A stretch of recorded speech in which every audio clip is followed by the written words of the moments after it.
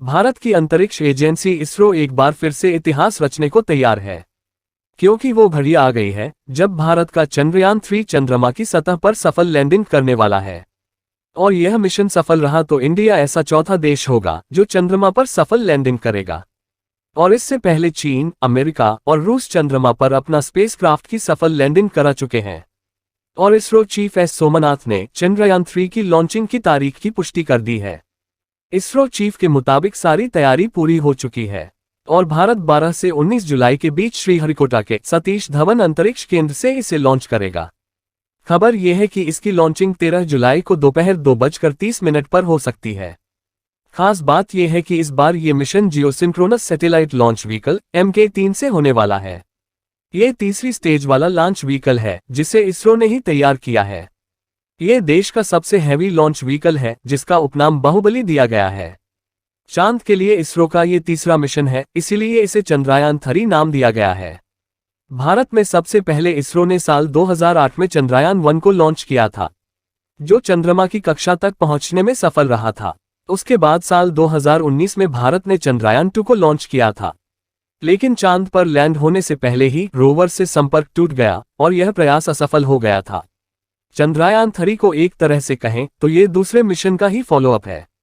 इसमें वो सफलता हासिल करने की कोशिश की जा रही है जो चंद्रयान-2 के समय अधूरी रह गई थी। इसरो ने साल 2019 में चंद्रयान-2 मिशन को लॉन्च किया था और यह चंद्रमा तक पहुंचने में पूरी तरह से सफल रहा था।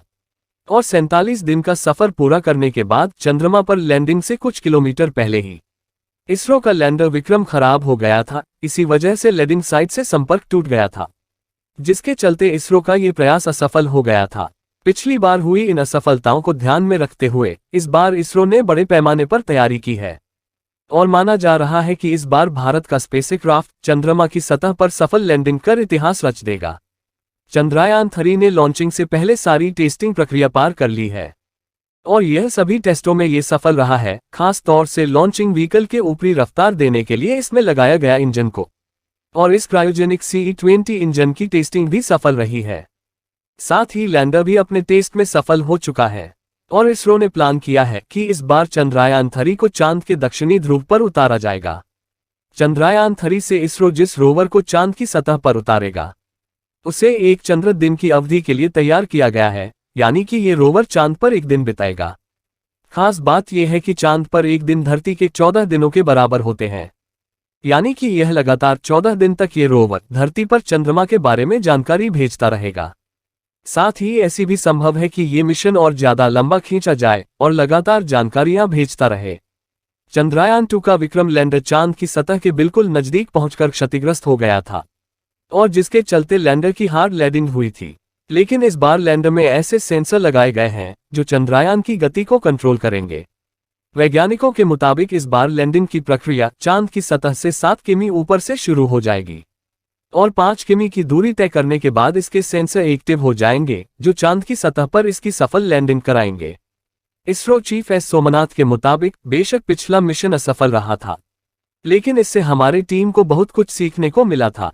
उसी सीख के साथ हम आगे बढ़ रहे हैं। चंद्रयान-3 की सफलता निश्चित है।